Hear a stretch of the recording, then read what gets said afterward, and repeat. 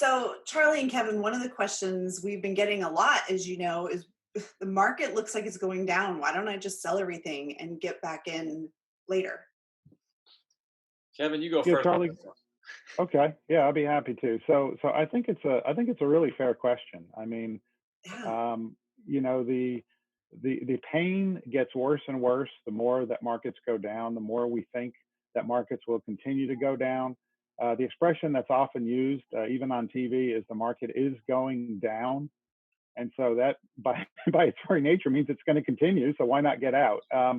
So I think it's a very fair question. I think the issue with deciding to get in and out and deciding not to be a long-term investor is once you make the decision that you're going to bail on investments, you become somebody that starts to bail. And you could bail right now, and then everything could seem all clear, and then you put your money back in, and then the next thing comes along and the market shoots right back down again. What do you do? I mean, what do you do if you think it's all clear and you get back in and then the market goes way down again? What are you going to do? Well, you're probably going to sell again because you're no longer a long-term investor. Now, the pain is so excruciating to do something right now and to sell because it does seem, and Charlie and I can't tell you if the markets are going to continue down or not. We don't know. But based on long-term history, I mean, it's overwhelming. The data is overwhelming not to panic and sell. Now, if I said to someone, "Hey, don't panic and sell," they would say, "I'm not panicking. The market's going to continue down." Yeah. And so it is a real challenge. All I would suggest is, what would Warren Buffett do? What would Warren Buffett have done back when he was 30, 40, or 50? Now everybody says, well, I don't care what Warren Buffett does. He has all the money in the world. But, the reason why Warren Buffett has all the money in the world is that he has invested through, he talks about not world wars, but, the Vietnam War, all the stuff that's happened in our country. He's continued to invest through. And that's the reason why that, most academics would say to go ahead and invest through, although it's very painful. Now, could we be wrong? Absolutely. Will it hurt in the short run? Absolutely. But, Charlie and I knew going into this crash, we didn't know this crash was going to come right now, but we knew going into this crash, this is what the stance was going to be. And that's based on all of our training. Yeah. It reminds me, it's so fascinating to me how when we see a mutual fund, it's got a goofy name or an ETF, we don't really know what's inside of that. We just see the dollar amount and we see it going down. But when we look at a company, a good company that we all love, and we see that price going down, people go, hey, that's a great company. The price is going down. I want to buy more of it. It's still a great company. Just because the price is down doesn't mean that company has changed. Now, that's a great analogy, and I agree with that. However, I think it's even more true on mutual funds and ETFs because during this time, we probably will see some single companies go out of business. And that's why we don't do single company stocks because there's going to be some pain.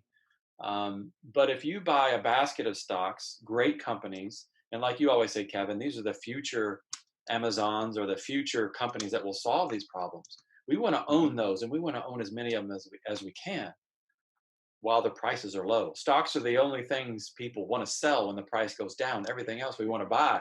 If a car price of a car goes down, I'm going to buy it as long as it's still the same car. So that's kind of the way I think about it. Now, the people that are, closer to retirement, their money is in bonds. So the first few years of their income, are relatively safe. Bonds can go down too, and they will go down a little bit. But that's why we've taken action already. Lisa, like you said, right now we want to do something, but the toughest thing to do is just to hold tight, and that is also a decision that we can make right now. Yeah. The toughest thing to do when you want to do something is to do nothing. Yeah. Yeah. Yeah. I just have one follow-up comment, and that's that I feel really at peace with my own portfolio, although it's bleeding like everyone else's, our personal family portfolio. But the reason why I feel good with it is that I know I'm not going to do anything. I've made that decision years ago that I'm going to be a long-term investor. I don't even worry that I'm going to do something. What I think is happening with people right now is every day they're waking up and trying to decide, should I do something? And that's what causes tremendous stress in our clients and people in America right now. Every day they're waking up saying, maybe I should sell today.